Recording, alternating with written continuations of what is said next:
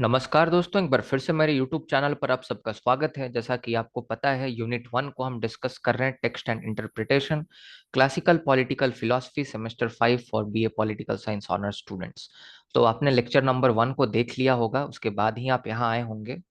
मैंने इन सब चीज़ों के बारे में डिस्कस कर दिया है। मैंने कहा था कि जो भी ऑथर है, जैसे प्लेटो हो गए, एरिस्टोटल हो गए, उनका जो टेक्स्ट है, उनका जो बुक्स है, वह कल्चर, सोशलाइजेशन, इवेंट और इंटरेस्ट जो उस टाइम में उनका रहा होगा, उससे प्रभावित होता है।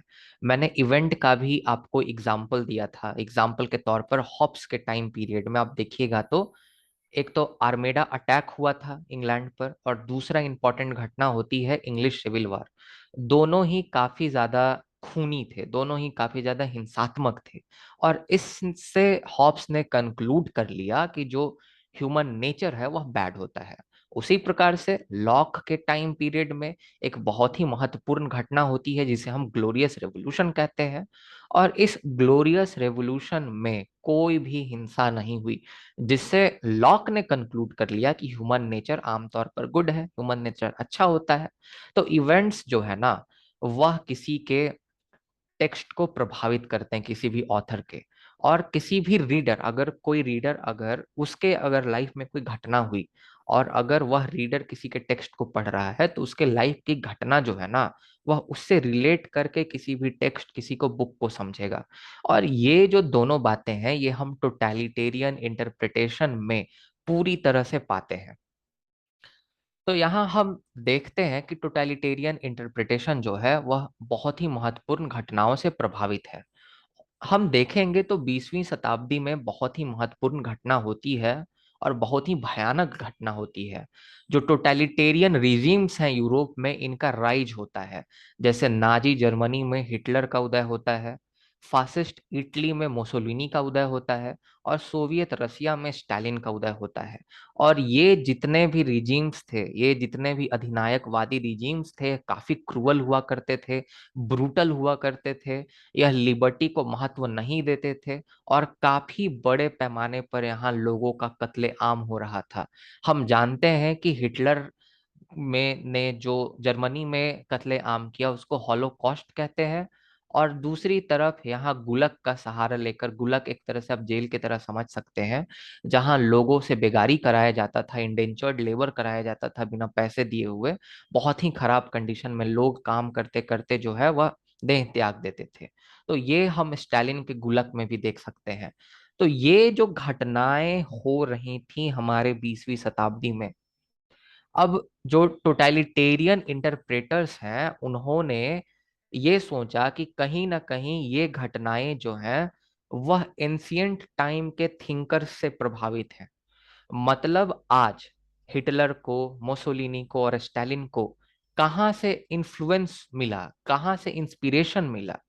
तो ये जो टोटलिटेरियन इंटरप्रेटर्स हैं कहते हैं कि ये जो इंस्पिरेशन है, इनकरेजमेंट है, और ये जो एक तरह से पुश जो मिल रहा है इन थिंकर्स को, इन इन टोटलिटेरियन लीडर्स को, ये कहीं ना कहीं आपके एंशियंट थिंकर से या हिस्टोरिकल थिंकर से मिल रहे हैं।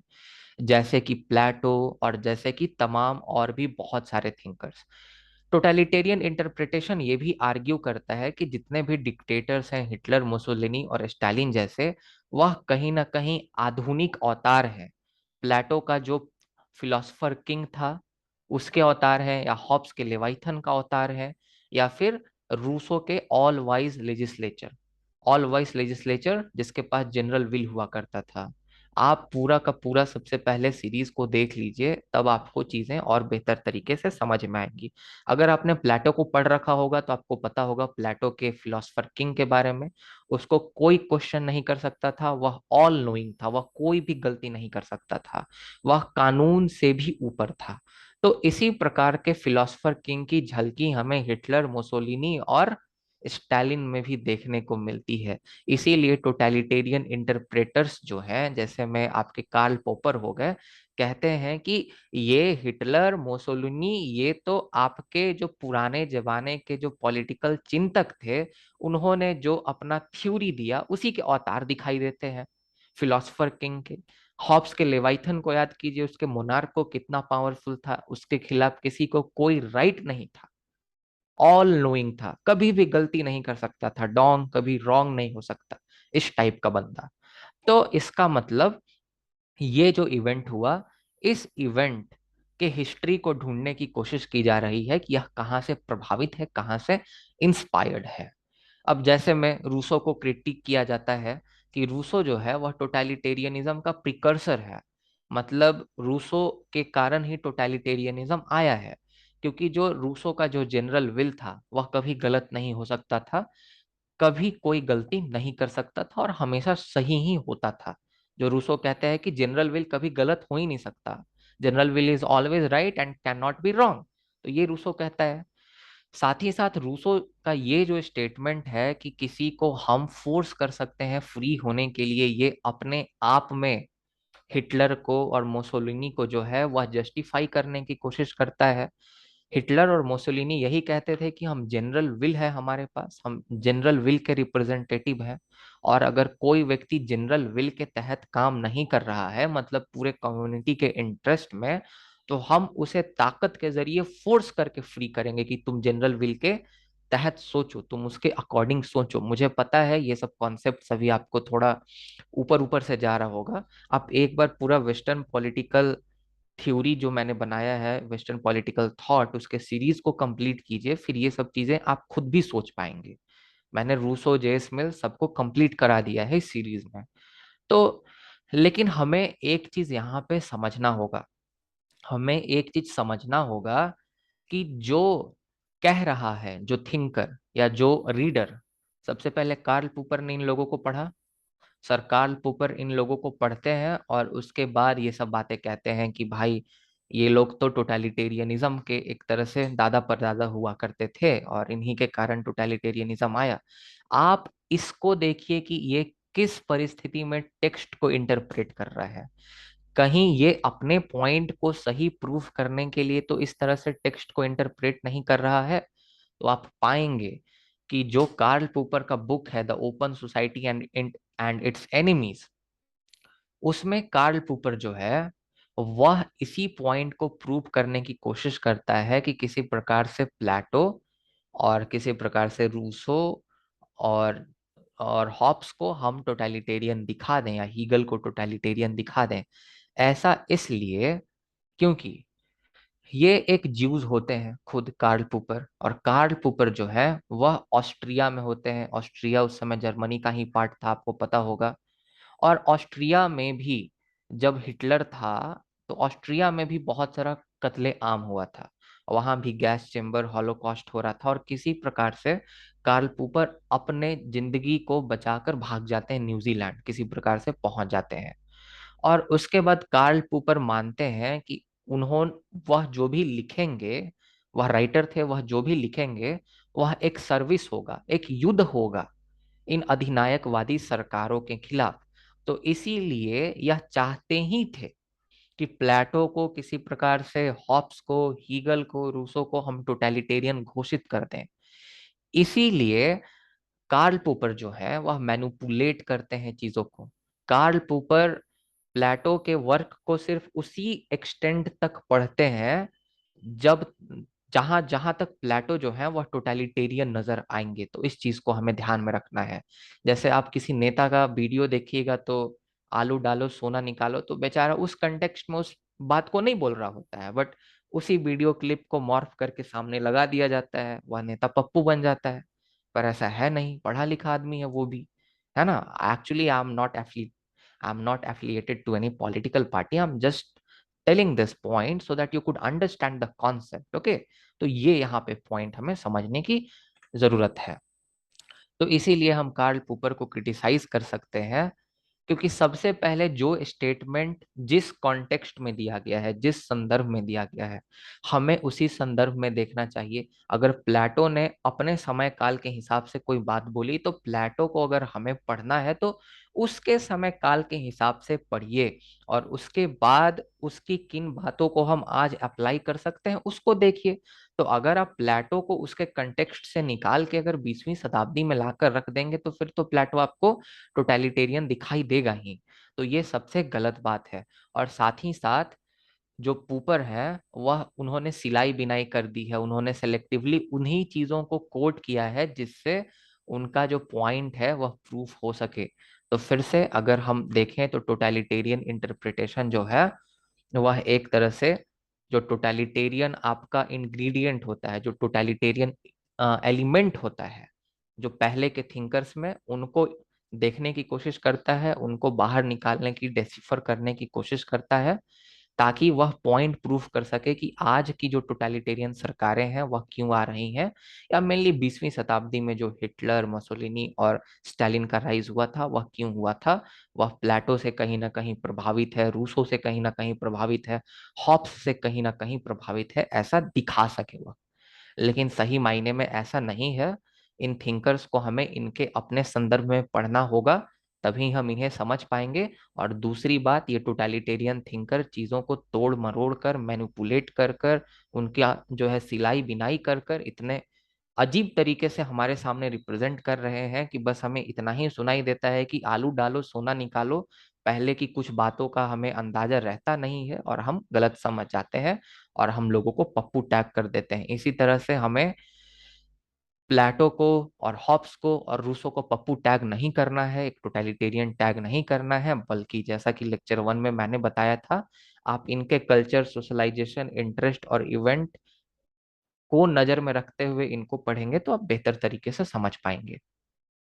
उसका बाद मेरा फेवरेट, उसके बाद हम देखेंगे तो साइको एनालिटिक इंटरप्रिटेशन है। तो साइको एनालिटिक इंटरप्रिटेशन जो है वह कहता है कि हम अगर कोई भी एक्शन करते हैं तो हमारा एक्शन जो है हमारे ड्रीम्स से गाइडेड रहता है, हमारे डिजायर से गाइडेड होता है, हमारे विशेष से गाइडेड होता है। जो हमारे मन में विश है उससे हमारा एक्शन गाइडेड होता है। अगर हम कुछ बनना चाहते हैं, अगर कुछ हम करना चाहते हैं, अगर हमारी कोई चाहत है, तो हम जो काम करेंगे वह उससे गाइडेड होगा। और इसके बारे में हमें सिगमंड फ्रॉइड सबसे पहले सबसे पहले बताते हैं। तो साइको एनालिटिक इंटरप्रिटेशन के जो जनक हैं इन्हीं को माना जाता है। सिगमंड फ्रॉइड के बारे में आप पढ़िएगा, बहुत ही अच्छा चिंतक है और बहुत ही एक इम्पॉर्टेंट कॉन्सेप्ट हमारे सामने देते हैं। अब यहाँ पे आपको ये समझना होगा कि आप अगर कोई भी एक्शन को कर रहे हैं तो आप इंटेंशनली उस एक्शन को नहीं करते कि अरे मेरा ड्रीम ऐसा है तो इसीलिए हम इस एक्शन को ऐसा करेंगे क्योंकि इसमें मेरे ड्रीम की झलकी है।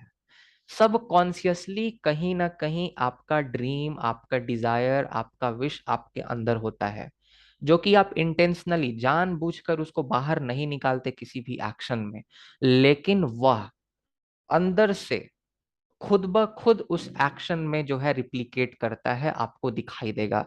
एक तरह से स्थूल रहता है अंदर आपके चित्त में, और आप किसी भी एक्शन को परफॉर्म करेंगे तो वह दिखाई देगा। तो साइको एनालिटिक इंटरप्रिटेशन कहता है कि अगर आप किसी भी चिंतक के अगर चिंतन को समझना चाहते हैं, उनके टेक्स्ट को समझना चाहते हैं, तो सबसे पहले आपको उनके डिजायर, उनके ड्रीम्स और उनके विशेष को जानना होगा। अगर आप इस सब को जान जाइएगा तो आप उनके चिंतन को बेहतर तरीके से समझ पाइएगा। ये एग्जाम्पल देते हैं कि जो जेस मिल है, जेस मिल के बारे में आप जानते होंगे, मैंने लेक्चर भी बनाया है। तो जेस मिल जो है वह ऑटोनॉमी की बात करते हैं कि लोगों को स्वतंत्रता देनी चाहिए और लोगों के किसी भी डिसीजन में अन्य लोगों को जो है वह इंटरफेयर नहीं करना चाहिए। वह कहते हैं कि दो डोमेन होता है किसी भी एक्शन का। एक होता है self regarding action, self regarding action जिससे सिर्फ इंडिविजुअल ही प्रभावित होगा। तो जो सेल्फ रिगार्डिंग एक्शन है उसमें एब्सोल्यूट फ्रीडम, एब्सोल्यूट लिबर्टी मिलना चाहिए किसी इंडिविजुअल को। जैसे में वह किसे शादी करना चाहता है, क्या पढ़ाई करना चाहता है, कहाँ घूमने जाना चाहता है। एक होता है other regarding action, other regarding action जिससे अगर कोई इंडिविजुअल कोई एक्शन करे तो उससे अन्य लोग भी प्रभावित होंगे। अब जैसे बिना लाइसेंस के मैं बाइक चला रहा हूँ जाकर रोड पर, तो ये सिर्फ मेरा चॉइस के नहीं है, बल्कि दूसरों के जिंदगियों के साथ भी जुड़ा हुआ है। अगर मेरे पास लाइसेंस नहीं है, मुझे बाइक नहीं चलाने आता, तो मैं किसी को ठोक दूंगा, लोगों की जान चली जाएगी, तो उसे हम कहेंगे अदर रिगार्डिंग एक्शन। तो उस पर मुझ पर प्रतिबंध लगना चाहिए, उसमें मुझे एब्सोल्यूट फ्रीडम नहीं मिलना चाहिए। लेकिन मैं क्या करना चाहता हूँ, मैं क्या अपने जिंदगी का लक्ष्य चाहता हूँ, या मैं किससे शादी करना चाहता हूँ, ये मुझे तय करना चाहिए, है ना। तो इसे हम कहेंगे सेल्फ रिगार्डिंग एक्शन। तो ये जेस मिल कुल मिलाकर बात करते हैं कि सेल्फ रिगार्डिंग एक्शन में फ्रीडम देना चाहिए। अब ऐसा वह क्यों कहते हैं? क्योंकि उनको बचपन से ऐसी इच्छा थी कि उन्हें कोई अपने डिसीजन को लेने में जो है हस्तक्षेप ना करे। क्योंकि जो जेस मिल है अपनी ऑटोबायोग्राफी में बताते हैं कि उनके पिता जो है वह बहुत स्ट्रिक्ट हुआ करते थे। जो जेम्स मिल हुआ करते थे, यहाँ ईस्ट इंडिया कंपनी में भी उन्होंने काम किया था। तो जो जेम्स मिल हैं वह बहुत ही स्ट्रिक्ट हुआ करते थे, और हमेशा ही जेम्स मिल को वह पढ़ने के लिए मजबूर किया करते थे, पढ़ाई करो पढ़ाई करो। कभी भी इनके दोस्तों के साथ खेलने नहीं दिया करते थे। इनफैक्ट ये कहते हैं कि जो जेम्स मिल के जो बड़े भाई हैं, जेम्स मिल बता रहे हैं कि उनके जो बड़े भाई हैं उनको भी इनके पिता ने, मतलब जेम्स मिल के पिता ने करियर चुनने पर मजबूर किया था अपने हिसाब से। मतलब वह जो वायरस होता है ना थ्री इडियट का, उस तरह से कि अगर बेटी हुई तो डॉक्टर और बेटा हुआ तो इंजीनियर, इस तरह से कुछ उनका सीन था जेस मिल के पिता का। तो जेस मिल हमेशा चाहते थे कि वह सेल्फ रिगार्डिंग एक्शन में फ्री हो, फ्रीडम मिले। तो इसीलिए अपने पिता के मृत्यु के बाद 23 साल बाद जब वह लिख रहे थे अपने बुक को, लिबर्टी ऑन लिबर्टी, तो वह जानबूझकर ये चीज को नहीं लिखना चाह रहे थे कि नई सेल्फ रिगार्डिंग एक्शन में सबको फ्रीडम मिलना ही चाहिए। बल्कि सब कॉन्शियस तौर पर उनके अंदर जो छुपा हुआ एक इंसान है ना, जिसने ये सब चीजें फेस की हैं बचपन में, वह सबकॉन्शियसली इनसे लिखा देता था कि भाई देखो, अगर कोई बंदा है तो उस बंदे के जिंदगी में कोई इंटरफेयर ना करे। मुझे उम्मीद है आपको समझ में आ रहा होगा। उसी प्रकार से गांधी जी के अगर हम नॉन वायलेंस की बात करेंगे, तो गांधी जी ने बचपन में बहुत सारा वायलेंस देखा था। इनफैक्ट उनके साथ भी वायलेंस हुआ था। टीचर्स कभी कभी ज्यादा डांट दिया करते थे उनको, पिताजी से हमेशा डांट पड़ती थी, कभी कभी मार भी पड़ती थी। तो इन सब कारण से जो है गांधी जी वायलेंस को पसंद नहीं करते थे, क्योंकि उनको चोट लगता होगा कि भाई कोई मारता है तो दर्द होता है। तो इसीलिए जब गांधी जी बड़े हुए तो वह इंटेंशनली नहीं सोचते होंगे कि नहीं मुझे नॉन वायलेंस ही प्रमोट करना है। लेकिन एक अंदर जो छुपा हुआ जो होता है ना, एक आपका सूक्ष्म चित्त, वह सब कॉन्शियस जो आपके अंदर में बैठा हुआ है, वह आपके एक्शन को गाइड करता है। तो इसीलिए ये जो साइको एनालिटिक, जो कि थोड़ा टेढ़ा सा है, लेकिन अगर आप इसको समझने की कोशिश करेंगे तो आपके जो ड्रीम है, आपके जो डिजायर हैं जो पूरे नहीं हुए, जो आप पूरा करना चाहते थे, वह आपके चित्त में कहीं ना कहीं है। तो इससे आपके एक्शंस गाइडेड होंगे।